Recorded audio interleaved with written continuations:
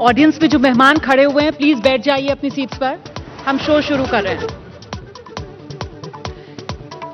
नमस्कार, ABP news के शिखर सम्मेलन के साथ हाजिर हूं मैं रुमारा इसार खान। लगातार खास मेहमानों के आने का सिलसिला इस मंच पर जारी है और अब जो मेहमान हमारे शिखर सम्मेलन के इस मंच पर आने वाले हैं वो बेहद खास है।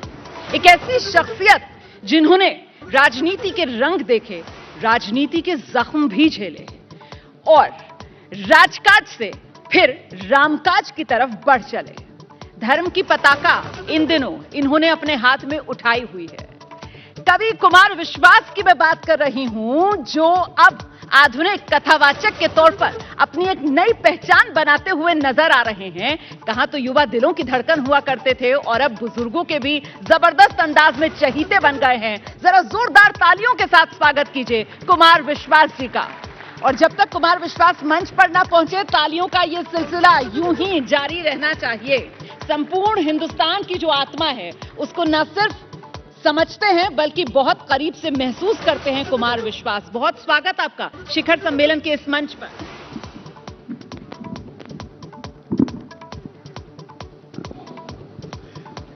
कुमार विश्वास जी, तो ये कवि से कथावाचक और राजकाज से रामकाज तक ज्यादा मजा किसमें आ रहा है वैसे? वो राजनीति वाले रंग में या राम के काम में? देखिए, पहली बात तो कोई रूपांतरण नहीं है। हाँ। हमारे भारत में शायद ही कोई ऐसा घर हो जो सनातन धर्म में आस्था रखता हो जहां मानस पे चर्चा ना होती हो। जैसे बहुत सारे लोग मुझसे पूछते हैं कि मानस की इतनी अर्धाली, इतनी सारी पंक्ति आपको कैसे याद हैं कि हर विषय पर मानस की एक पंक्ति याद आती है। श्रीमद् वाल्मीकि रामायण से कोई श्लोक आ जाता है या रघुवंशम से कोई उल्लेख आ जाता है, तो वो रघुवंशम और वाल्मीकि रामायण तो मान सकता हूं कि मैंने विद्यार्थी के नाते पढ़ ली, लेकिन मानस तो मैंने जन्मना इसलिए पढ़ ली कि सुबह घर में माँ खाना ही नहीं खाएगी जब तक वो मानस नहीं पढ़ेगी, और उनके पास ही बैठना है तो आवाज आएगी।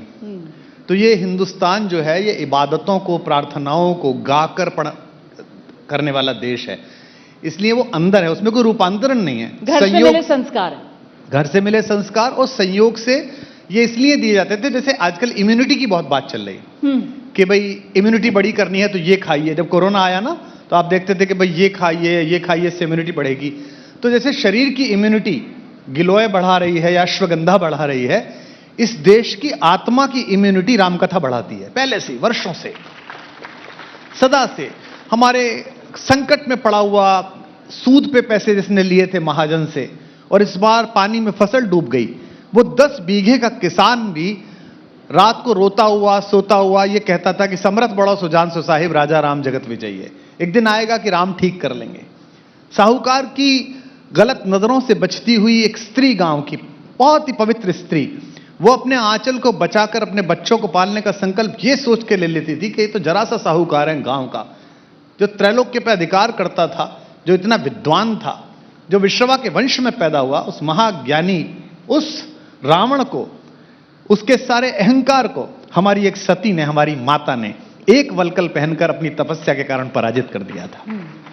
ये जो आत्मविश्वास है भारतीय जनमानस में, हिंदुस्तान की स्त्रियों में, बच्चों में, ये वर्षों वर्ष इस कथा के कारण आया है। अन्यथा रोमाना, हम और आप दोनों अलग अलग संस्कार से बैठे हैं, पर मैं जब भी आपके जैसे, आप तो मेरी बहन हैं, अब जब भी मुझे ऐसे दोस्त मिलते हैं तो मैं उन्हें कहता हूं ये सनातनी मुसलमान है। एक नई बात है सनातनी मुसलमान कहना, यानी कि हम और आपका संस्कार एक है। राजनीतिक विवाद ना हो जाए, ये सनातनी मुसलमान हो जाए, इससे कोई फर्क नहीं पड़ता। हाँ। राम मेरे आपके दोनों के पुरख हैं। हाँ। ये बात अलग है कि आप एक अलग पंथ की तरफ गई हैं, मैं एक अलग पंथ पर हूं, लेकिन राम, कृष्ण, ये सब हमारे सामूहिक पुरखे हैं। हजारों हजार वर्ष से इस देश की मिट्टी में उनकी आस्था है। बिल्कुल। इसीलिए मक्का मदीने जाती हुई ताज बीबी जब मथुरा से गुजरती है, अकबर की एक बेगम, और वहां देखती है लोगों को कान्हा कान्हा रटते हुए, तो कहती है ये कौन है? तो किसी ने कहा कि ये काफिरों का छोटा खुदा है। तो उसने कहा छोटा खुदा ये क्या होता है? अच्छा, खुदा के घर जा रहे, चलो इससे मिलके चलें। और वो मथुरा चली जाती है और वहीं की हो जाती है, और आज भी ताज बीबी की मजार वहीं पर है। पूरी जिंदगी हों तो मुसलमानी हिंदुआनी हो रहूंगी मैं गाती रही है। ये वही सैयद इब्राहिम पठान रसखान है जो काग के भाग बड़े सजनी हरी हाथ से ले गए माखन रोटी गाता है। ये वही रहीम है जो दफनाया जाएगा, उसे पता है, बैरम खां का लड़का है, लेकिन कहता है, गंगा को देखकर कहता है कि अच्युत चरण तरंगिणी, विष्णु के चरणों में विहार करने वाली, शंकर मौल मालती माले, और शंकर जी के शीर्ष पर मालती माला के समान लगी रहने वाली, हे मां गंगा, जब मैं मरूं और मेरा शरीर वितरण हो, मम तन वितरण समय। बताइए कौन बोल सकता है? इसीलिए मैं कहता हूं सनातनी हिंदू, पूरी दुनिया में जो हो, हिंदुस्तान में सनातनी हिंदू हैं, हमारे मुसलमान भाई, हमारे अन्य धर्मों के साथी। सनातन मतलब एक परंपरा, सनातनी मुसलमान, इसलिए मैं उन्हें कहता हूं एक सनातन परंपरा है, वो धर्म के रूप में मान लिया जाएगा, अलग बात है। तो वो कहते हैं, मम तन वितरण समय हरिता देयन में हरिता। हे मां, सब चाहते हैं कि विष्णु के लोक में जाऊं, पर तू मुझे विष्णु के लोक में मत भेजना, क्योंकि वहां तू चरणों में रहेगी, मुझे शंकर के लोक में भेजना, मैं तेरा बेटा हूं, तू मेरे सर पर रहनी चाहिए, ये रहीम कहता है। तो ये संस्कार सामान्य है, आदमी अपनी उम्र पाता है। मेरे जैसा आदमी जो कोई दीवाना कहता है गा रहा था, जो आंदोलन के दिनों में तिरंगा लेकर होठों पर गंगा हो हाथों में तिरंगा हो गा रहा था, जो IIT IIM में एक पगली लड़की गा रहा था, अब आयु आगे जा रही है, विमर्श आगे जा रहा है। मैं स्याह सफेद देख के लौटा हूं, मैं कई बड़े लोगों की नीचाई से वाकिफ हूं, बहुत मुश्किल है दुनिया में बड़े होकर बड़ा होना। इसीलिए मैंने पूछा कि ज्यादा मजा किसमें आ रहा है। ये तो दुनिया में सब जानते हैं कि जो इबादत में मजा है वो तिजारत में कहाँ है। क्या बात है, बहुत जो आनंद आप अपने आप को भगवान के चरणों में सौंप देने का, प्रकृति के चरणों में सौंप देने का, ये जो अनहद है बात करना, ये मैं आपसे बात कर रहा हूं ना, ये पूजा चल रही है, ये मेरी प्रार्थना है, मेरी संध्या चल रही है। बनारस में कोई पंडित जी थे, युवा पंडित, ऐसे ही बातचीत करते थे, वो न संध्या करे न सुबह की पूजा करे। तो पंडित इकट्ठे हो गए, उन्होंने कहा ये कैसा पंडित है, ना पूजा करता है ना कुछ करता है। तो उसे बुलाया गया परिषद में कि भाई तुम क्यों पूजा वूजा नहीं करते हो? तो उसने कहा कि भाई सूतक लगा हुआ है, हमारे यहाँ एक सूतक होता है, जब घर में कोई मर जाए, घर में कोई पैदा हो जाए तो पूजा नहीं की जाती। फिर बुलाया एक दिन, भाई अब क्या हुआ? बोले अब भी सूतक लगा हुआ है। 15-16 बार बुलाया, बोले सूतक लगा हुआ है। किसी ने कहा तेरे यहां हर समय सूतक लगा रहता है? तो उसने कहा कि मृता मोहमयी माता, मोह रूपी मां रोज मरती है मेरे अंदर, और ज्ञान रूपी पुत्र रोज पैदा होता है मेरे अंदर। सूतकम वर्तते नित्यम कथम संध्या उपासना, मैं कहां से संध्या उपासना करूं, रोज ही सूतक रहता है मेरे अंदर। तो मैं तो आज जैसे संध्या, इस समय आपके करोड़ों दर्शक इसे देख रहे हैं, तो आप ये मान के चलिए कि मेरी उपासना का समय है, पूजा का समय है। तो इतनी गहरी बातें कुमार विश्वास कर रहे हैं, और जिस तरीके से आध्यात्म को लेकर यहाँ पर अपना एक नजरिया रख रहे हैं, तो फिर क्या माना जाए? राजनीति मतलब अभी तक कुछ लोगों को लग रहा था कि शायद अल्प विराम लिया है, यहाँ तो लग रहा है मामला पूर्ण विराम का हो गया है। नहीं, ऐसा नहीं है। देखिए, मतलब राजनीति में वापसी की भी पूरी गुंजाइश है। ये नहीं कह रहा मैं, देखिए मैं ऐसा झूठ नहीं बोल सकता ना कि मैं बच्चों की कसम खाता हूं कांग्रेस के साथ नहीं जाऊंगा, और उसके बाद हाँ, ये नहीं कर सकता ना मैं इस फ्रॉडबाजी से बाहर था, हूं और रहूंगा। मेरी एकमात्र लड़ाई अपने जीवन में है अपने सच से न भागना। मेरा सच था कि इंजीनियर नहीं बनना, तो नहीं भागना। मेरा सच था कि इस महिला के साथ शादी करनी है, परिवार नहीं मानना है, नहीं भागना। मेरा सच था कि मैं कॉलेज में प्रोफेसर था, भ्रष्टाचार की आग थी, नौकरी त्याग पत्र देके मैं खड़ा हो गया लाल किले पे और खड़ा हो गया रामलीला मैदान पे, नहीं भागना। जो सच है मैं उससे नहीं भाग रहा हूं। तो आप जो कह रही हैं पूर्ण विराम अल्प विराम, राजनीति कोई बुरा काम नहीं है, राजनीति तो युग धर्म है। हमारे सारे देवताओं ने राजनीति की है, कृष्ण से बड़ी राजनीति किसने की है? दुनिया मानती रहे बिस्मार्क को, दुनिया मानती रहे मैकियावेली को, उनसे बड़ा रणनीतिज्ञ क्या है जिन्होंने 5 पार्षदों की पार्टी को दुनिया के सबसे बड़े अहंकारी राज सिंहासन के आगे जिता दिया, और वो भी पार्टी से निकाले हुए 5 उनको चुनाव लड़ाया और सीधा जिता दिया। तो राजनीति में जाना ना आना, मैं हर बार इस विषय पर कोई निर्णायक टिप्पणी इसलिए नहीं करता हूं जी। 1947 में जब देश आजाद हुआ तो कांग्रेस चाहती थी कि जयप्रकाश नारायण उप प्रधानमंत्री बने। वो कुछ विवाद हुआ, कुछ हुआ, जयप्रकाश जी उससे उबे और पटना में जाके बैठ गए और गांधी आश्रम का काम करते रहे।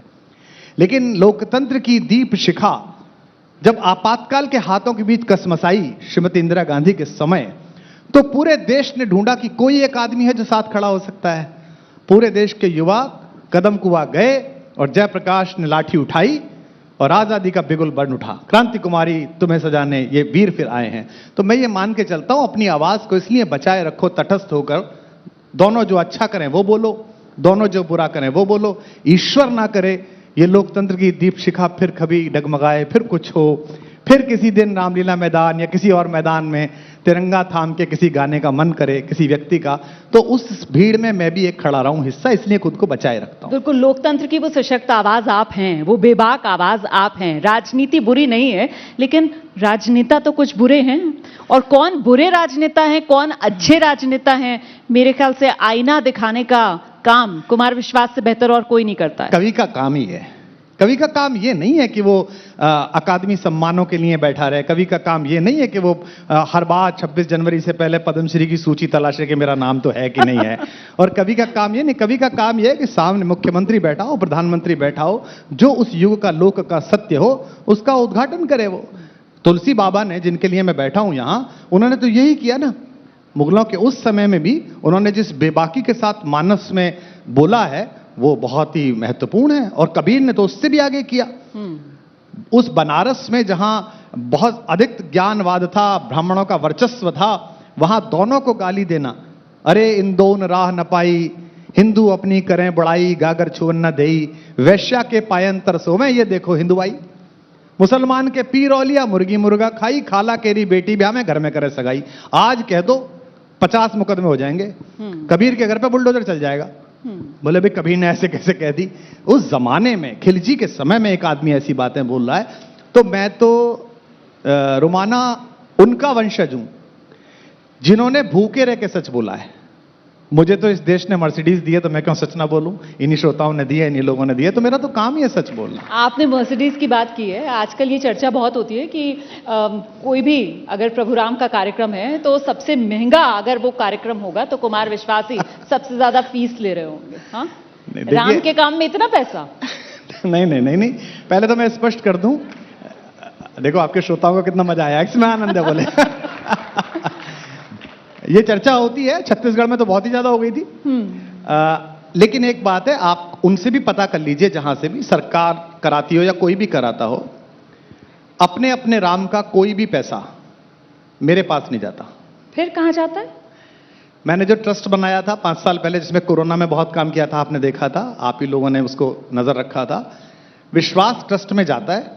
और उसमें संकल्पना यह है कि 200 एकड़ में एक ऐसा स्कूल बनाना है 3री क्लास से 12वीं क्लास तक, जहां बच्चा जब 12वीं करके निकले 18 साल का, तो वो IIT का टॉपर भी हो और वो भारतीय संस्कार से युक्त भी हो। उसी परिसर में गौशाला भी हो, उसी परिसर में ऑर्गेनिक खेती भी हो, उसी परिसर में अगर 250 कमरे हैं तो हर कमरे के बाहर एक बड़े आप्त विद्वान के विषय में लिखा हुआ हो। छोटी छोटी बातें हैं। जैसे मैं आपको बताऊं, जिस क्लास का बच्चा है साल भर में उतने पेड़ विभिन्न प्रजातियों के वो कैंपस के आसपास लगाएगा। अच्छा। और आखिर में जब नंबर मिलेंगे तो इंटरनल में कितने पेड़ जिंदा बचे उतने नंबर मिलेंगे। 9वीं का बच्चा है, 9 पेड़ लगाए हैं, 7 बचे, 2 मर गए, तो 7 नंबर मिलेंगे। यानी कि जब 12वीं करके निकलेगा तो कैंपस के आसपास 80 से अधिक पेड़ लगा चुका होगा। ऐसा लड़का जब IAS बनेगा तो जंगल नहीं बेचेगा। ऐसा लड़का जब नेता बनेगा तो वन पुत्रों की दशा समझेगा। ऐसा लड़का जब कॉरपोरेट बनेगा तो नोएडा की और गुड़गांव की 68वें माले पर बैठकर और 400 रुपए का कैक्टस सजा के सड़क पर बैठे हुए किसानों को देशद्रोही नहीं कहेगा। उसकी समझ आएगी कि किसान है, इनकी प्रॉब्लम है भाई। तो एक ऐसा सर्वांगीण नागरिक तैयार होगा, उसका नाम मैंने रखा है भारत कुलम। तो भारत कुलम एक ऐसे भारतीय बच्चों का निर्माण करेगा जिसमें आधे बच्चे फ्री पढ़ेंगे और आधे बच्चे जो है वो फीस से पढ़ेंगे। तो अभी मैंने अपनी ओर से उसमें 3-4 करोड़ रुपए डाल दिए हैं कमा के। और तो मतलब ये भारत कुलम जो है वो देश निर्माण का एक रास्ता जो आपने अपनाया है। मालवीय जी के चेले हैं, ये फैला के निकलेंगे। अभी तो खुद कमा रहे हैं और हम तो जात के बामन हैं, जिसके दरवाजे गाएंगे वही 4 रुपए डालेगा, हमारे कटोरे में तो कर ही लेंगे कुछ ना कुछ। लेकिन इसके जरिए कहीं वो आपके मित्र दोस्त आज यहाँ छत्तीसगढ़ भी आए हुए हैं, उनका वो स्कूल वाला मॉडल जो दिल्ली में बहुत फेमस है, जिसके बारे में वो कहते हैं कि साहब अमेरिका से भी लोग आकर उस दिल्ली के स्कूल के मॉडल को देखते हैं। देखो रुमाना, आपका काम है मुझसे खबर निकालना जी, कि मैं एक खबर दूं जो चले कुमार ने ये कहा। हाँ। वो मैं दूंगा नहीं, क्योंकि जब मेरे पास राम जैसा महान विषय है तो मैं ऐसे छोटे विषयों पर कोई टिप्पणी करूं उन पर बात करने के बाद। दूसरा, वो यहां आए थे, कहां आए थे, इस पर भी टिप्पणी इसलिए नहीं कर सकता कि सबकी अपनी रुचि होती है। आदमी जमीन पर है, आसमान में है, उसकी रुचि किस पर है, वो चाहता क्या है, इससे उसका आकलन होता है। हो सकता है वो आकाश में हो राजनीति के, और हो सकता है मैं पृथ्वी पर चलता हूं, पर मैं चंद्रमा देखने वाला चकोर हूं जो पृथ्वी पर बैठकर भी पूर्णिमा का चांद देखता हूं। और ऐसे लोग गिद्ध हैं जो जहां लाश की संभावना हो वहीं पहुंच जाते हैं कि यहां से चुनाव की लाश मिल सकती है, मतदाता का शव मिल सकता है, वहां पहुंच जाते हैं। तो अपनी अपनी दृष्टि है, अपनी अपनी सृष्टि है। लेकिन कुमार भाई, दोनों लोगों की रुचि एक समय में एक नहीं थी। दोनों ने एक साथ आंदोलन नहीं किया था, निश्चित रूप एक साथ सपना नहीं देखा था देश को बदलने का। फिर ऐसा क्या हो गया? देखिए क्या है कि ना, आप कई बार सीखते हैं। हाँ। इतिहास क्या है? इतिहास आपको सिखाने की पाठशाला है। अगर मैं महाभारत पढ़ते पढ़ते ये देख रहा हूं कि कर्ण जैसा सात्विक योद्धा, इतना संघर्षशील, इतने पवित्र चिंतन वाला व्यक्ति जो अपने कौल पर अटल रहता है, अगर वो एक छोटी सी बात पर कि नहीं साहब ये तो दोस्त है, इसी के रथ पर बैठे रहना है, अंत में क्या हुआ? दुर्योधन तो मारा ही गया, कर्ण भी मारा गया। और मुझे भी पता है इस महाभारत में दुर्योधन मारा जाएगा, उसे कोई भी मारे, तो मैं कर्ण की तरह क्यों बैठा हूं रथ पे? मैं रथ से नीचे उतरा के जा मार, लड़ ले तेरा जहां मन करे। तो ठीक है, समय देखेगा दुर्योधन का हाल, मैं तो कर्ण की तरह कृष्ण के पास खड़ा हुआ हूं। लेकिन आपके दोस्त अरविंद केजरीवाल जी ने तो नए दोस्त बना लिए हैं, वो तो इंडिया गठबंधन में भी शामिल हो गए। राजनीति ऐसा विषय नहीं है, मैंने बार बार कहा कि वो किधर जाएंगे किधर नहीं जाएंगे। मैंने पहले भी कहा कि आप ये ना सोचें कि आज आपके बारे में क्या सोचा जा रहा है रोमाना। हम और आप जो बात कर रहे हैं, ये डिजिटल इतिहास बन रहा है जी। 200 साल बाद मेरी बेटियों के बेटियां और बेटों के बेटे वो मेरे इस वीडियो को देखेंगे। कम से कम उस दिन वो ये शर्मिंदा ना हो। और इतिहास बड़ा निर्मम परीक्षक है। आज के नेता भी जो सुन रहे हो, जो चुनाव लड़ रहे हैं, जीते हैं, हारे हैं, दिल्ली में हो, रायपुर में हो, लखनऊ में हो, जयपुर में हो, वो समझ लें कि कुर्सियों पर बैठे रहने से बच नहीं जाओगे। इतिहास मूल्यांकन करेगा। अगर इतिहास निर्मम मूल्यांकन गांधी का कर रहा है, नेहरू का कर रहा है, तो आप किस खेत की मूली हैं? आपका भी होगा बिल्कुल। लेकिन अभी आप सत्ता पे हैं तो आपका कम होगा, कम लोग बोलेंगे, आप उनके खिलाफ रिपोर्ट लिखवा देंगे, उनके घर पुलिस भेज देंगे। सुबह हम उठेंगे तो हमारे यहाँ पंजाब पुलिस खड़ी मिलेगी कि आओ चलो लेने आए चुनाव के 4 दिन बाद। लेकिन ये पुलिसें सदा नहीं रहेंगी, जब न्यायाधीश न्याय करेगा समय का। तो मैं तो उसके भरोसे टिका रहता हूं कि ऐसा कह के जाओ, ऐसा बोल के जाओ, ऐसा जीवन जी के जाओ कि ईश्वर ना करे ये क्षण भी अंतिम क्षण हो, तो लोग कहें कि यार अच्छा आदमी था, अच्छी बात कहता था, सच बोलता था, बेचारा हो सकता थोड़े कष्ट सहे हो सकता थोड़ा अच्छा हुआ हो, ये सोच के बोलता हूं। मैं बिल्कुल सवाल इसीलिए पूछ रही हूं क्योंकि आपने कहा कि साहब इतिहास मूल्यांकन करेगा। ऐसे में आज की जो राजनीति नहीं बल्कि जो आज की जो सत्ता है, जिसको लेकर ये कहा जा रहा है कि ये देश हित में बिल्कुल सही नहीं है, इनको उखाड़ फेंकना बहुत जरूरी है, और इन्हीं को उखाड़ने के लिए सब अपनी जो विचारधारा है उससे कहीं ना कहीं कॉम्प्रोमाइज करके एक गठबंधन में आ रहे हैं। आपको लगता है ये सही हो रहा है, ये एनडीए बनाम इंडिया गठबंधन? जो जिस पक्ष में रहता है उस पक्ष की अच्छाई उसे देखने को मिलती है। ये जो एआई अभी आया है कि आप अगर एक मोबाइल के बारे में बात करो या सर्च करो तो आपको फेसबुक पे हर दूसरी पोस्ट मोबाइल की मिलती है। आप गुड़गांव के एक सेक्टर में फ्लैट का किराए का ढूंढो तो आपको लगातार यही मिलते हैं। ये एआई तो आज आया है, लेकिन ये एआई वैचारिकी में सदा होता है, आपकी पत्रकारिता में हो गया है। सबसे बड़ी समय एक युवा पत्रकार से नीचे बैठ के यही कह रहा था कि तुम्हें वो वॉल की तरफ धक्का मारेंगे कि तुम इधर खड़े हो जाओ, और दूसरे वाले तुम्हें गले लगाएंगे कि तुम हमारी तरफ ही खड़े रहना। तुम्हारी चेतावनी है, ये तुम्हारी प्रज्ञा है कि तुम बीच में खड़े होकर कहो, जो गले लगा रहे उनसे भी कहो ओए तमीज से दूर खड़ा रहे, पत्रकार हूं मैं, और जो गाली दे रहे उनसे भी कहो ओए दूर खड़ा रहे, पत्रकार हूं मैं। अगर ये तटस्थता बाधित हो गई, जो कि बहुधा हो रही है, मुझे क्षमा करेंगे कहते हुए मैं आपके चैनल पे कह रहा हूं, हर जगह ही हो रही है, हर जगह ही की गई है, ऐसे में अपनी तटस्थता को बचाए रखना ही कृष्ण पक्ष है। क्योंकि कृष्ण जहां खड़े हैं लग रहा है कि पांडवों की तरफ खड़े हैं, लेकिन नहीं, वो सत्य के साथ खड़े हैं। जब वो गलत कर रहे हैं तो उनके लिए भी कह रहे हैं, और स्वयं भी गलत कर रहे हैं अगर कृष्ण, तो महर्षि व्यास उनका भी न्याय कर रहे हैं, उनके कुल के साथ भी न्याय कर रहे हैं।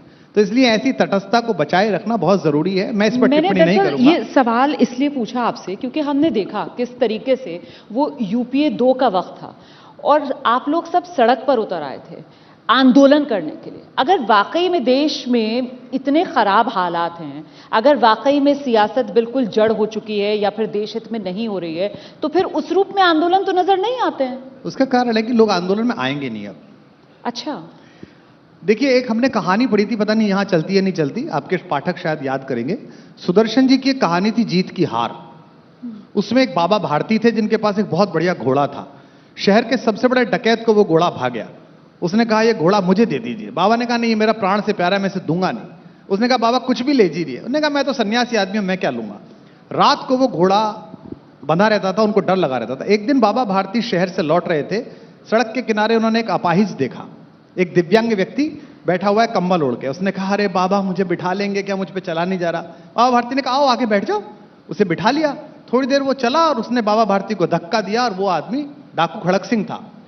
जब वो जाने लगा तो बाबा भारती ने एक वाक्य उससे बोला कि घोड़ा ले जा खड़क सिंह, लेकिन दो को मत बताना, अन्यथा लोग अपाहिजों पर भरोसा करना बंद कर देंगे। तो आज मुझसे लोग बोलते हैं कि आप सच बोलो। मेरा बहुत मन करता है कि मैं सच बोलूं। मैं इसलिए नहीं बोलता कि अगर मैं पूरा सच बोल दूंगा तो लोग आंदोलनों पर और भरोसा करना बंद कर देंगे। तो इसमें यह समस्या नहीं है कि इसके कारण एक बड़ी बौद्धिक चेतना जो भारत को बदल सकती थी वो मुख्य धारा में आई थी राजनीति के आंदोलन की। सबसे बड़ा जो गुनाह किया है वो है भारत की उम्मीदों की हत्या। कि भारत के किसान बैठे रहे, बहुत सारे लोग निकले, राजनीतिक दल आए, पूरा देश नहीं आया। भारत की बेटियां बैठी नहीं जंतर मंतर पर, वो सत्य है। मुझे पहलवान बेटियों की बात, पहलवान बेटियां बैठी नहीं, मुझे नहीं पता सत्य उसमें कितना है, असत्य कितना है, वो विचाराधीन केस है। लेकिन लोगों ने नहीं कहा। जिस सोसाइटी में आज आप हर एक को जस्टिफाई जाति से कर रहे हो, अपनी पार्टी से कर रहे हो, ये बड़ा खराब बात है। और ये इसीलिए हुआ है क्योंकि आंदोलनों की आयु होती है 30-40 साल।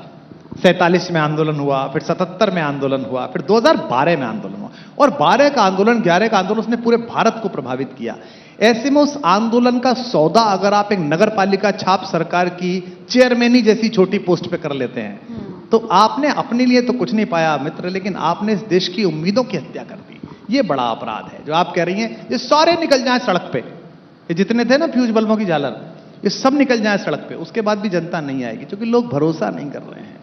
तो भरोसे की हत्या सबसे बड़ी हत्या है। विश्वास की राजनीतिक हत्या कोई हत्या नहीं है, लेकिन जन विश्वास की हत्या ज्यादा बड़ी हत्या है। उसका अपराध तो है, उसका दंड तो देगा ईश्वर। और विश्वास की हत्या जो आपने बात कही अभी, इसका गुनहगार कौन है? नहीं, ऐसा लगता है, कबीर का एक बहुत अच्छा दोहा है, सुखिया सब संसार है, खावे और सोवे, दुखिया दास कबीर है, जागे और रोवे। लोगों को लगता है कि कबीर दुखिया है। कबीर से ज्यादा आनंद में कौन है? अगर मैं जिस पथ पर हूं, जो मैं कर रहा हूं, आप मेरे ईश्वर, आपकी ये स्नेही दृष्टि, सावन का समय जब हम आपसे बात कर रहे हैं, बहनों की ज्यादा कृपा होती है भाइयों पे, यही जो तेजस्विता मेरे चेहरे पर है, यही जो आनंद वर्धन मेरे चेहरे पर है, ये इस कारण नहीं है कि लोकप्रियता है, इस कारण है कि मैं उस नकारात्मकता के घेरे से काफी बाहर खड़ा हूं। मैं जब टिकट की कमेटी में बैठता था, पार्लियामेंट्री कमेटी में, और हमको विधानसभा के टिकट फाइनल करने होते थे और महत्वपूर्ण होते थे, तो मैं शाम को घर लौट के कहता था कि ऐसा लग रहा है कि जैसे किसी ने लिटा के मारा हो 15-20 लोगों ने, क्योंकि इतनी बातें, ये जातिगत समीकरण, इस जात की सीट है, इसको काट दो, इसको झूठ बोल दो, तू झूठ बोल देना, इससे तू कह देना अगली बार, क्या बकवास है ये।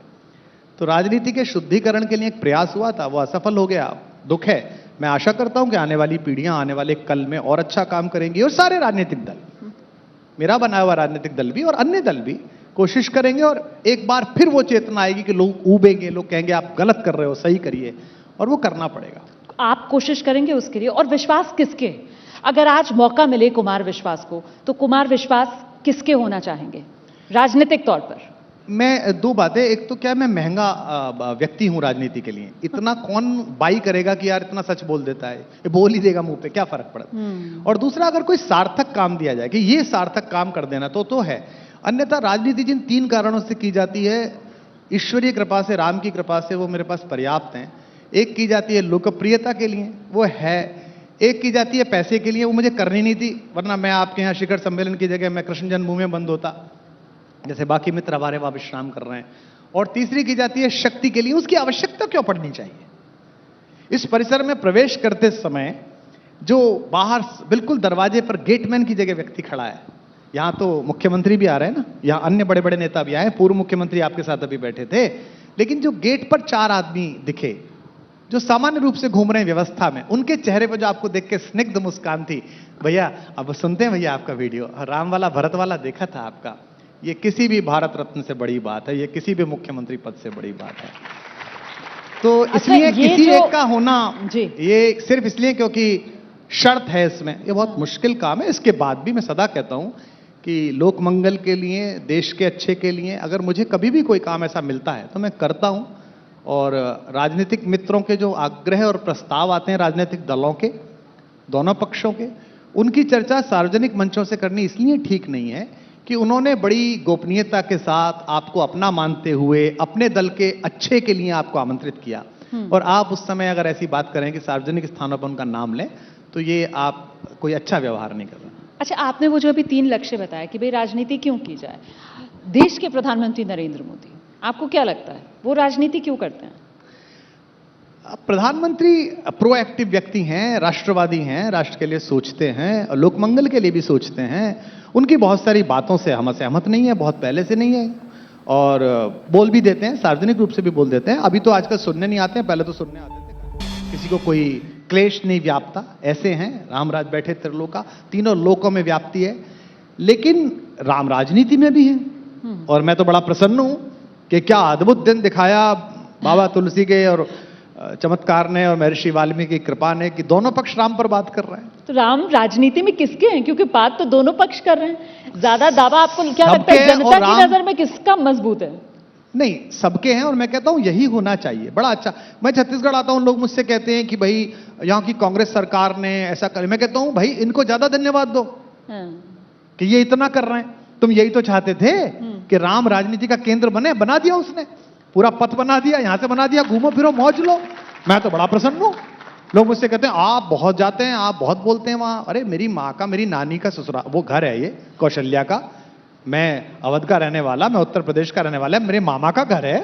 मैं तो बड़ा प्रसन्न हूं कि मामा के घर में भांजे की जय जयकार हो रही है। ईश्वर ऐसा ही करता रहे कि भांजे का यश गूंजे, तो बड़ी प्रसन्नता की बात है। इसमें क्या बात है? उधर मंदिर बन रहा है सुप्रीम कोर्ट के निर्णय से, मैं उस पर भी बहुत प्रसन्न हूं कि चलो एक, और मैं यही दिन देखना चाहता था जो दिन आ रहा है, इससे ऊब जाए। मुझे याद है कि जब निर्णय आने वाला था राम मंदिर पर, तो मुझको 2-4 जगह से आप जैसे सद्भावी मित्रों के फोन आए कि कल निर्णय आएगा, आप एक शांति की अपील कर दीजिए। मैं कलकत्ता में कार्यक्रम कर रहा था, तो उसी समय मेरे को बाराबंकी से एक फोन आ गया। मुशायरा होता है बड़ा, तो हमारे वहां के परवेज भाई हैं, तो साझी विरासत वाले, उनका फोन आ गया। तो मैंने कहा परवेज भाई कहाँ बैठे हुए हैं? तो बोले भैया हम तो चौक पे बैठे हैं, सब लोग इकट्ठे हैं, मौलवी साहब हैं और सब हैं, और कल निर्णय आएगा। तो मैंने कहा स्पीकर पर रख दीजिए फोन। तो मैंने पूछा जो हमारे मौलवी साहब खान साहब, मैंने कहा चाचा क्या हाल चाल है, कल तो निर्णय आने वाला है। तो अवधि में वो बोले अब भैया 1100 रुपया हमसे ले लो और 2 बुग्गी मोरम, वो जो होता है चूना, 2 बुग्गी मोरम ले लो भैया, जाए बनवा दो मंदिर है, हमाओ से बनवा दो। तो ये जो दोस्ती है कि भैया बनवाओ, करो पूजा। लेकिन दोनों तरफ के एजेंट छोड़े हुए हैं कि किसी प्रकार से सामाजिक विषमता बनी रहे, ताकि दोनों पक्ष अपनी अपनी वोटों का ध्रुवीकरण करते रहें। हाँ। ये मेरी आपकी समझदारी है, ये मेरी और सामने बैठने वालों की समझदारी है कि हम दोनों अपने अपनी इबादत पद्धतियों को, अपनी अपनी प्रार्थना पद्धतियों को, अपनी अपनी धार्मिक मान्यताओं को इन राजनेताओं के जाल से बचाए रखें। तो ये सामाजिक विषमता जिसका आपने जिक्र किया कि वो बनी रहे, उसके लिए भी राम के नाम का दुरुपयोग होगा। देखिए दुनिया का इतिहास उठा लीजिए, सत्ता सदा धर्म को आगे साथ लेके चलती है। आप तो इस्लाम मानने वाली हैं, सल्लल्लाहु अलैहि वसल्लम हुजूर ने और कुरान पाक में कहीं मेरे ख्याल से इस व्याख्या को ना कहा होगा कि जाओ पूरी दुनिया में तलवार लेके और खड़े हो जाओ। ये जो तलवार लेके विस्तारवादी कार्यक्रम किया गया, इसके पीछे यही था कि नहीं साहब हम तो फैलाने जा रहे हैं, हम तो स्थिति करने जा रहे हैं। और सब करते हैं, ये सब प्रकार से करते हैं। कभी कन्वर्जन से होता है, कभी पुचकार के होता है, गले लगा के होता है, कभी तलवार से होता है, डर दिखा, सदा सदा होता रहता है। लेकिन भगवान इससे अलग है, भगवान इससे दूर खड़ा है, और ये मतदाता समझेगा। मैंने एक वाक्य 5-7-8 साल पहले बोला था, मेरा भी नहीं होगा, कई ऋषि परंपरा से आया होगा, उसे मैं शिखर सम्मेलन में फिर दोहराता हूं। राजनीति का धर्म होना चाहिए, धर्म की राजनीति नहीं होनी चाहिए। एक राजनीति का धर्म होना चाहिए। अभी मैं यहां से निकला तो आदरणीय डॉक्टर साहब मिले, रमन सिंह जी, पूर्व मुख्यमंत्री, मेरे भी बड़े भाई जैसे, उन्होंने गले लगाया, क्या हाल चाल कबीरा जी, अच्छा है। मैं कहता हूं इसी दरवाजे से जब भूपेश बघेल आए तो वो दोनों एक दूसरे को मुस्कुरा के गले लगाएं, वो उनका स्वास्थ्य पूछें, वो उनके स्वास्थ्य के बारे में पूछें, और फिर एक दूसरे से लड़ें। यही होना चाहिए। ये राम कथा से सीखिए कि महापराक्रमी रावण और जो दुराचारी था, जिसको दंड मिलना था, उस पर तीर छोड़ने से पहले भी राम ने उसे प्रणाम किया कि आप विश्रवा के वंशज हैं, आप महाब्राह्मण हैं, मैं आपको प्रणाम करता हूं, और आपने नीति की। और माता मंदोदरी से भी यही कहा कि आपका पति बहुत पराक्रमी था, लेकिन उसमें यह अवगुण था और मुझे न्याय करना पड़ा।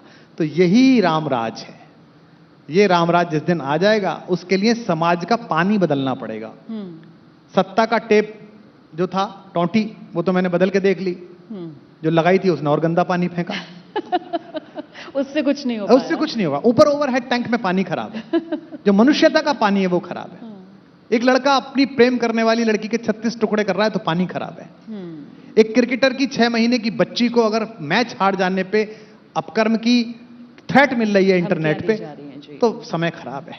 अगर लोग बलात्कारियों को पार्टी और जाति से तोल रहे हैं कि हम तो इसलिए खड़े हैं भाई हमारी जात का है, चाहे बलात्कार का आरोप लगाए भैया, हम तो इसलिए खड़े हैं भ्रष्टाचारी कि हमारे धर्म का है, तो इसका मतलब पानी खराब है। तो इस पानी को बदलने का फिल्टर कौन लगाएगा?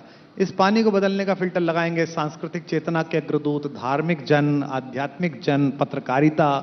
तो मेरे हिस्से छोटा सा काम आया है फिल्टर लगाने का। देखता हूं कितने दिन और कितने अच्छा लगता है। कोशिश जारी है। तो अपने अंदाज में जरा ये फिल्टर लगा दीजिए देश के सामने। मैं सुना देता हूं, हमारे संगीत के साथी बैठे हैं कि मानवता की खुली आंख के सबसे सुंदर सपने राम। मानवता की खुली आंख के सबसे सुंदर सपने राम। जे व्यावाणी अर्थवती हो गई लगी जब जपने राम। जे व्यावाणी अर्थवती हो गई लगी जब जपने राम। मात पिता गुरु जन परिजन के अपने अपने देखे थे। मात पिता गुरु जन परिजन के अपने अपने देखे थे। दुनिया भर ने देखे अपने अपने अपने अपने राम। अपने अपने अपने अपने अपने अपने अपने राम। मंगल भवन मंगल हारी द्रवहु सुदशरथ अजिर बिहारी। अपने अपने अपने अपने अपने अपने अपने राम। एक बात बताइए कुमार भाई, इस देश में जनमानस पे राम बसे हुए हैं, रचे हुए हैं। ऐसे में जब अयोध्या में भव्य दिव्य राम मंदिर का निर्माण होता है, तो फिर आपको लगता है कि 24 चुनाव में कुछ बाकी रह नहीं जाता? अयोध्या का राम मंदिर जो सुप्रीम कोर्ट के आदेश पर बन रहा है, वो 24 के विजेताओं को अगर राम राज्य की स्थापना का मंत्र पाने के लिए प्रेरित करे तो उसकी प्रासंगिकता बढ़ेगी। वो मंदिर निर्मित होकर किसी को हराए किसी को जिताए, इसके लिए मेरे भगवान का मंदिर नहीं बनता। और किसी को भी अहंकार नहीं होना चाहिए कि राम मंदिर हमारे कारण बन गया। मैं देश के सर्वोच्च नेताओं को भी ये कहता हूं कि रात को सोते समय ईश्वर को धन्यवाद दिया करो कि तुम्हारे समय में, और हम सब नागरिक, कि हमारे समय में हमारे भगवान ने अपने दरवाजे की उखड़ी हुई 4 ईंटों को सीधा करने का काम हम लोगों को दिया, हमारे समय को दिया। ये बड़ी बात है। अगर ये कौशल्या का भव्य मंदिर बना है भूपेश बघेल सरकार में और राम पथ बना है, तो इस पर भूपेश बघेल सरकार को और मुख्यमंत्री को अहंकार नहीं करना चाहिए। उनको रात को बड़े आनंद के साथ सोना चाहिए कि मुख्यमंत्री पद तो बहुत छोटा है, ये तो 5 साल 10 साल 15 साल पता नहीं कितने दिन रहूंगा और कब कब रहूंगा। मेरे राम ने मुझे एक काम दिया कि जहां से रघुवर के चरण पड़े, जह जह चरण पड़े रघुवर के, उस मार्ग पे मैंने झाड़ू लगाई, उस पर मैंने बुहार लगाई। कितना बड़ा काम मिला। आहा। लेकिन उस आप रास्ते जानते पर जी 200 साल बाद 400 साल बाद राम के लिए पागल में जैसा कोई दीवाना गुजरेगा, तो उसे लोग रोक के बताएंगे कि पहले यह रास्ता ऐसा था, बाद में एक आदमी आया था भूपेश बघेल, उसने ये बनवा दिया था, ये मंदिर बनवा दिया था। उसको बड़ी प्रसन्नता हो कि 400 साल बाद भी यश रहेगा। ये भावना अगर उस मंदिर निर्माण के कारण हो जाए, अयोध्या के कारण, तो बड़ी बात है। अन्यथा तो लेकिन पॉलिटिक्स जिस तरीके से एक परसेप्शन का गेम माना जाता है, और ऐसे में 24 में चुनाव और 24 जनवरी में जब वो तस्वीरें सामने निकल कर आएंगी, देश के प्रधानमंत्री जिनको न्योता दिया गया है वो राम मंदिर में पहुंचेंगे, भव्य दिव्य राम मंदिर, वहां रामलला जो हैं उनको प्रतिष्ठित किया जाएगा, तो आपको लगता नहीं है कि इसका सीधा सीधा चुनावी फायदा, एडवांटेज एक खास पार्टी सीधे बीजेपी को मिलेगा? अच्छा, मुझे बताइए कि रोजे क्यों रखते हैं लोग? इसलिए कि अल्लाह पाक उन पे मेहर करे। व्रत क्यों रखती हैं महिलाएं और पुरुष? कि भगवान उन पे कृपा करे। तो अगर कोई व्यक्ति पूजा प्रार्थना कर रहा है, मेहनत कर रहा है, जा रहा आ रहा है, और वो इस प्रार्थना से कर रहा है कि भगवान मुझ पे बड़ी कृपा करे, भगवान से कृपा क्या चाहता है वो आदमी? ये थोड़ी चाहता है कि मैं जो घड़ी खरीद लूं या यूरोप का टॉर कर आऊं। यही चाहता है कि सरकारें निर्वाचित हो। मैं तो कहता हूं राम मंदिर ट्रस्ट समिति को, राम मंदिर निर्माण में सारी पॉलिटिकल पार्टीज को बुलाना चाहिए, सबके हेड आने चाहिए, और वहां बैठ के राम राज्य के जो प्रमुख सूत्र हैं, जो उसका टैक्सेशन सिस्टम है, जो उसका ब्यूरोक्रेटिक सिस्टम है राम राज्य का, जो बाकायदा लिखा हुआ है ग्रंथों में, उस पर बाकायदा सेमिनार्स होनी चाहिए कि सारे मुख्यमंत्री बैठे 30 के 30 और सुने। क्योंकि समय देखकर भगवान मानना और भगवानों को अस्वीकार करना, ये कोई श्रद्धा नहीं है। होता है तो अंदर होता है। तो मेरे को इस विषय पर ना टिप्पणी करनी है, ना मैं इससे बहुत चिंतित हूं कि वो किसको प्रभाव देगा, किसको पक्ष देगा, किसको विपक्ष देगा। मुझे तो बस ये अच्छा लग रहा है कि चलिए, एक बहुत बड़ा विवाद था, एक वर्षों का झगड़ा था फालतू का, वो भी सियासत का खड़ा हुआ, और उससे पहले जो आक्रमणकर्ता थे उनका खड़ा किया। सही। अगर उसका पटाक्षेप हो रहा है, जैसे मुझसे अच्छा पहले एक सज्जन यहां बोल रहे थे, मेरे मित्र हैं बड़े अच्छे, देवकी नंदन जी, वो कह रहे हैं कि भाई आगरा की जामा मस्जिद में नीचे भगवान का विग्रह है, ऐसा कह रहे हैं। ये अदालत में क्यों जानी चाहिए बात? जामा मस्जिद को जो नियामक हैं उनको कहना चाहिए, अम्मा पंडित जी आइए जरा 2 फावड़े लेके आइए देखते हैं, अगर यहां आपका बुत है तो अरे इसे ले जाइए, आप अपने मंदिर ले जाइए, उसके बाद दोबारा उस पर प्लास्टर करा दो, दोबारा पत्थर लगा दो। लेकिन नहीं, उसकी रबड़ बनाई जाएगी कि मथुरा की सीट में किसका फायदा होगा और आगरा की सीट में किसका फायदा होगा। ये गलत बात है। और ये समझदारी जिस दिन इस मुल्क के लोगों को आ जाएगी, उस दिन सियासत की दुकान जो धर्म के नाम पे चल रही हैं वो सब बंद हो जाएंगे, दोनों पक्षों की। मैं आज आपसे कहता हूं, ये चैनल पे पहली बार कह रहा हूं, ये अयोध्या विवाद जो इतना खिंचा और ये सुप्रीम कोर्ट गया, अब काशी गया हुआ है ज्ञानवापी, किसको नहीं पता है कि वो मस्जिद कैसे है और मंदिर कैसे? सही। आंख बंद है क्या? हमारे कवि हैं प्रकाश पटेल, उनकी लाइन है कि मस्जिदें तुमने बनाई मंदिरों को तोड़कर, मस्जिदें क्या बन नहीं सकती थी मंदिर छोड़कर? सही। थोड़ा सा इधर को बना देते भाई। तो मैं तो जिस दिन मैं और आप इस हालत में आ जाएंगे कि हम दोनों भाई बहन चलें और हम कहें अरे अरे नाराज मत होइए, नाराज मत होइए, आइए आप इधर कर लीजिए पूजा, हम उधर कर लेंगे थोड़ी सी पूजा, जैसे हम रेल के डिब्बे में एडजस्ट होते हैं कि अरे आप इधर बच्चे को इधर बैठा दीजिए, भाभी जी आप बच्चे को इधर बैठा दीजिए, मैं इधर बैठ जाता हूं। जब इतने छोटे सफर में एडजस्ट हो जाते हैं तो जिंदगी का जो सफर भारत का है उसमें इतना एडजस्टमेंट क्यों नहीं करेंगे? वो सियासत आपको नहीं करने दे रही, तो उसी से तो बचना है कि उससे बचें और धर्म को जीवन पद्धति के लिए प्रयोग में ले, राजनीति धर्म से प्रेरणा ले, धर्म का उपयोग न करें। क्या बात। छत्तीसगढ़ की धरा पर है और आप भी इस धरा पर है, इसको योग कहे या संयोग कहे? इसको प्रयोग कहे। प्रयोग कहे जी कुमार भाई, इसमें कोई खराब बात नहीं है। उसी मथुरा में, उसी ब्रज में कंस भी रहता और मैं कन्हैया भी रहता है, इसमें कोई खराब बात आते रहते जाते। और कोई सवाल? और कोई सवाल? हाँ, अब धीरे धीरे ये सब चार्ज हो रहे हैं। ठीक है, हाँ बहुत बढ़िया, बताइए क्या पूछना चाहती हैं? नमस्कार सर, मेरा नाम झलक बघेल है। मेरा कोई सवाल नहीं है, पर मैं बचपन से आपकी एक कविता काफी ज्यादा सुनते आ रही हूँ। मेरे पापा बहुत ज्यादा चाहते हैं आपको, तो मैं। आप नहीं चाहती हैं? मैं भी चाहती हूँ, बचपन से सुन रही हूँ तो ऑब्वियसली चाहूंगी। तो मैं क्या सुनना चाहती है? थोड़ा फोर्स करिए, ऐसी चाहत नहीं होती है। जिसको सुन सुन के आप इतना चाहने लगी हैं तो इनसे कहिए ना कि कोई दीवाना कहता टाइप सुनाए। इनसे कहिए। अब देख लीजिए ये तालियों की तालियों के साथ तालियां जरा तालियों के साथ, ताकि गुजारिश पहुंचे कुमार भाई तक। कोई दीवाना कहता है मेरा फेवरेट है, प्लीज आप 4 लाइनें बोल दीजिए। आपकी चाहत को निराश नहीं करेंगे, बहुत बड़ा दिल है इनका। कुमार भाई। बेटा अक्सर एक सवाल हमसे पूछा जाता है, बच्चे क्या नाम है बेटा आपका? झलक। झलक बेटा, हमसे अक्सर सवाल पूछा जाता है कि कवि सम्मेलन जो 1100 रुपए की चीज थी उसे 25 लाख तक हम कैसे लाए? पता है कैसे लाए? तुम्हारे आग्रह की चपेट में बिना पेमेंट के कविता सुनने का प्रयास करते इन जैसे दुष्टों को उपेक्षा करके हम लेके आए। तो ये कुछ कर ले, ये कूद ले, उछल ले, तुमसे कहवा ले, उसके बाद भी जब तक संत जी कृपा ना करके पेमेंट ना करेंगे मैं कविता ना सुनाऊंगा बेटा। राम पर चर्चा की बात हुई है, राम पर करूंगा, तेरे घर आ जाऊंगा, तेरी शादी में आऊंगा, वहां सुनाऊंगा, चिंता मत कर। जीते अरे बिटिया शादी थोड़ा करने तो के मन लिए रख तैयार है लीजिए। कुमार भाई, अब युवाओं मत का। करिए, ये जाती है। मैं बिटिया का जो मतलब प्यार रख लूंगा। जो पेमेंट मिला है उसी में एडजस्ट कर लीजिए। बहुत लोग इंतजार कर रहे हैं कुमार भाई, 2-3 लाइन सुना दीजिए, कुछ सुना थोड़ा दीजिए। मन रख लीजिए। सुना। एक होता है आदमी लगाना, एक होता है छोड़ देना। संत जी ने छोड़ दिया है। कुमार विश्वास से लाइन सुन।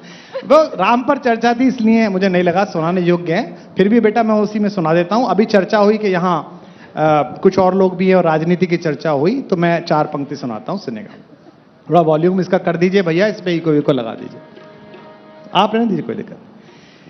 कि पराए आंसुओं से आंख को नम कर रहा हूं मैं। वाह वाह, करते रहिए भाई। ये आदमी अपने कार्यक्रमों में रखना पड़ेगा मुझे। कि पराए आंसुओं से आंख को नम कर रहा हूं मैं। भरोसा आजकल खुद पर भी कुछ कम कर रहा हूं मैं।